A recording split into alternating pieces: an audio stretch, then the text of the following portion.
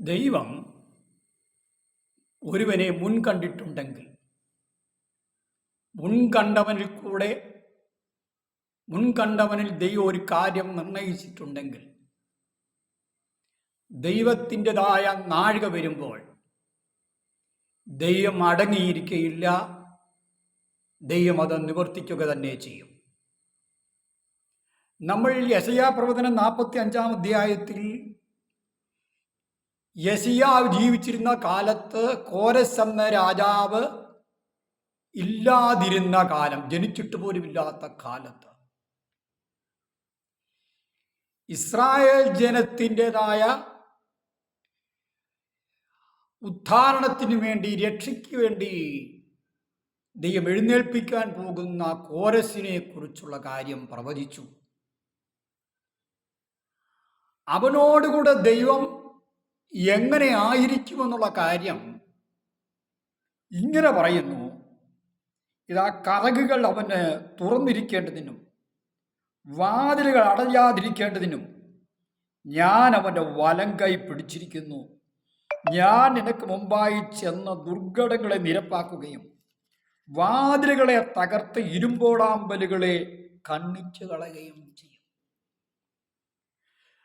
അപ്പോൾ ഈ കോരസ് രാജാവിനെ കുറിച്ചുള്ള ദൈവത്തിൻ്റെ മുൻനിർണയം, ഈ കാര്യങ്ങളെക്കുറിച്ച് പറയാൻ ഒരുപാട് സമയം വേണ്ടി വരും. അതുകൊണ്ട് ഞാൻ അങ്ങോട്ട് കടക്കുന്നില്ല.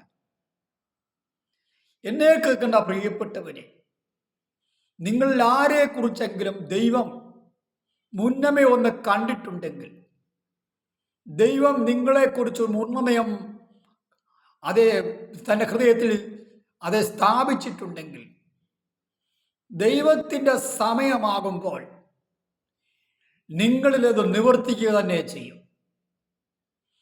നിങ്ങളുടെ ജീവിതത്തിൽ എന്തെല്ലാം പ്രതികൂലങ്ങൾ, പ്രതിസന്ധികൾ തടസ്സമായി നിന്നാലും, ഇവിടെ വായിക്കുന്നത് കതകൾ അവന് തുറന്നിരിക്കേണ്ടതിന് ദൈവം എന്ത് ചെയ്യും?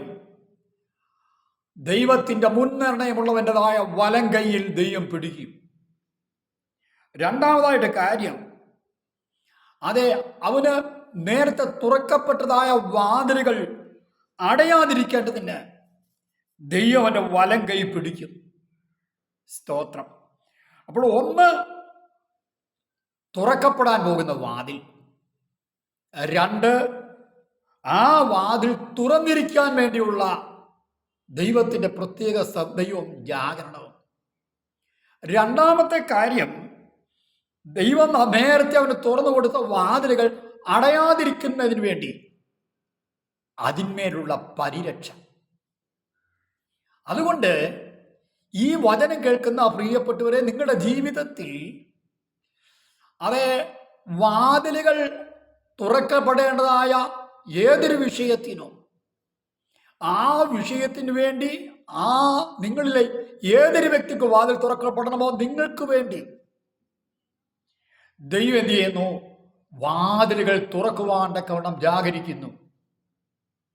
നിങ്ങൾക്ക് മുൻപേ ഉണ്ടായിരുന്ന വാതിലുകൾ അടയാതിരിക്കാൻ വേണ്ടി അതും കൂടെ ദൈവം നിങ്ങൾക്ക് വേണ്ടി വിചാരിക്കുന്നു. പിന്നെ എന്തു ചെയ്യും? നാം യഥാർത്ഥമായി ദൈവത്തിന് വേണ്ടി നിന്നാൽ, നാം ദൈവത്തിൻ്റെ താല്പര്യത്തിന് വേണ്ടി നിന്നാൽ, നാം ദൈവത്തിന് വേണ്ടി നിന്നാൽ എന്തു ചെയ്യും? വചനം പറയുന്നു, ദൈവം നിനക്ക് മുമ്പായി ചെന്ന് നിന്റെ ദുർഘടങ്ങളെ നിരപ്പാക്കുകയും പിന്നെ താമ്രവാതിലുകളെ തകർത്ത് ഇരുമ്പോടാമ്പലുകളെ കണ്ണിച്ചു കളയുകയും ചെയ്യും. രണ്ടാമതായിട്ട് ഞാൻ നിങ്ങൾക്ക് തരുന്നൊരു വചനഭാഗം, അപ്പോസ്തല പ്രവൃത്തി 12 അധ്യായത്തിൻ്റെ അതിൻ്റെ 10 വാക്യത്തിൽ, അതെ, പത്രോസ് തടവറയിലായിരുന്ന സമയത്ത്, അതെ, കാവൽക്കാരുടെ നടുവിൽ, പടയാളികളുടെ നടുവിൽ ഉറങ്ങുകയായിരുന്നതായ പത്രോസ്, വാതിന്മേൽ കാവൽക്കാർ കാരാഗ്രഹം കാത്തുകൊണ്ടിരിക്കുന്ന പശ്ചാത്തലത്തിൽ സവശ്രദ്ധയോടെ പ്രാർത്ഥിച്ചു കൊണ്ടിരുന്നു. അപ്പോൾ എന്തു ചെയ്തു? ദൈവം അവിടെ ആ പ്രാർത്ഥനയുടെ കിളിവാതിൽ കൂടെ അതേ പ്രാർത്ഥന ഉയർന്നതിൻ്റെതായ ആ വലിയതായ അവസ്ഥയുടെ നടുവിൽ ദൈവം പത്രോസിന് വേണ്ടി ദൂതൻ മുഖാന്തരം ഒരു വാതിൽ തുറന്നു. അതെ, നമ്മൾ വായിക്കുമ്പോൾ കാണാൻ കഴിഞ്ഞത് പത്രോസിനെ വിലാപ്പുറം തട്ടി വേഗം എഴുന്നേൽക്കുക എന്ന് പറഞ്ഞ് അവനെ ഉണർത്തി. ഉടനെ അവന്റെ ചങ്ങല കൈമേൽ നിന്ന് വീണുപോയി. ദൂതൻ അവനോട് അരകെട്ടി ചെരുപ്പിട്ട് മുറുക്കുക എന്ന് പറഞ്ഞു. അവൻ അങ്ങനെ ചെയ്തു. നിന്റെ വസ്ത്രം പൊതിച്ച് എൻ്റെ പിന്നാലെ വരിക എന്ന് പറഞ്ഞു. അവൻ പിന്നാലെ ചെന്നു. ദൂതൻ മുഖാന്തരം സംഭവിച്ച വാസ്തവം എന്നറിയാതെ അവൻ്റെ ഒരു ദർശനമെന്ന് കാണുമെന്ന് നിരൂപിച്ചു. അവർ 1-ാം കാവലും 2-ാമത്തേതും കടന്നു പട്ടണത്തിൽ ചെല്ലുന്ന ഇരുമ്പുവാതിക്കലെത്തി. അതവർക്ക് സ്വതവേ തുറന്നു. അവർ പുറത്തിറങ്ങി ഒരു തെരുവ് കടന്നു. ഉടനെ ദൂതവനെ വിട്ടുപോയി. പ്രാർത്ഥനയാൽ തുറക്കപ്പെടുന്ന വാതിൽ. ഈ നാളുകളിൽ ദൈവത്തിന്റെ ജീവിതത്തിൽ അടക്കപ്പെട്ട അവസ്ഥയിൽ കൂടെ മുന്നോട്ട് പോകുന്ന അനുഭവമാണ്. ജീവിതത്തിന്റെ 4 ഭാഗത്തു നിന്നും പ്രതികൂലം വന്ന് പുറത്തിറങ്ങാൻ കഴിയാതെ അടക്കപ്പെട്ട അവസ്ഥ. ജീവിതത്തിൽ നന്മയുടെ എല്ലാ വാതിലുകളും അടയ്ക്കപ്പെട്ടതായ ഒരവസ്ഥ. ഒരു പ്രതീക്ഷയ്ക്കും വഴിയില്ലാത്തതായ ജീവിത പശ്ചാത്തലം.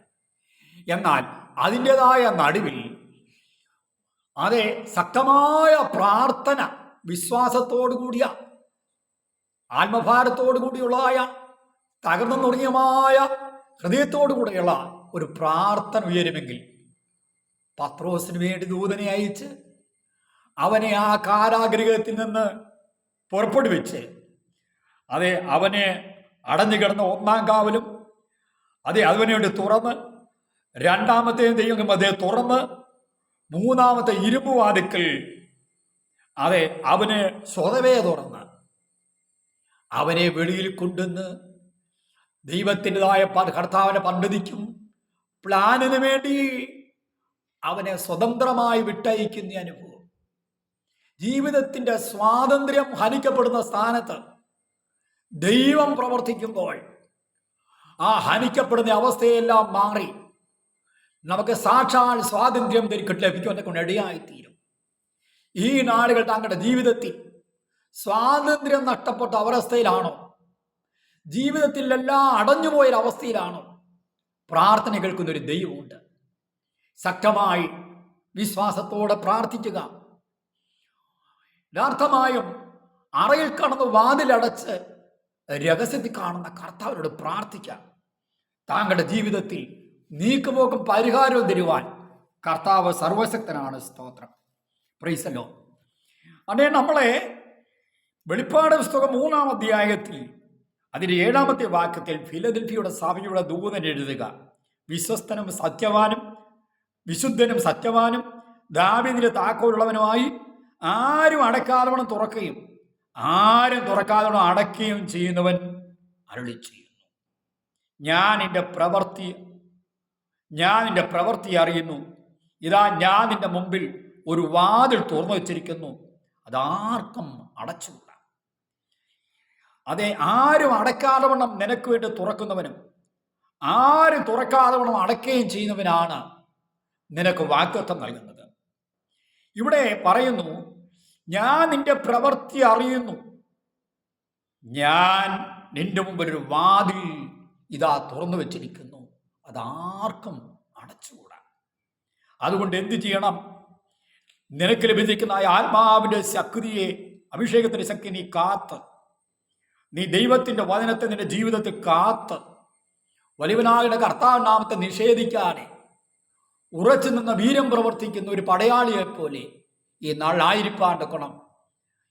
അതേ, നിന്നെ തന്നെ നീ ഒരുക്കുവാൻ തക്കണം, ക്രമീകരിപ്പാൻ തക്കണം കർത്താവിന്റെ ആത്മാവ് ഉപദേശിക്കുന്നു. അതിനുവേണ്ടി തയ്യാറാകാം, ഏൽപ്പിച്ചു കൊടുക്കാം. ഈ വചനങ്ങളാൽ കർത്താവ് നമ്മെ ഇവരെ അനുഗ്രഹിക്കട്ടെ.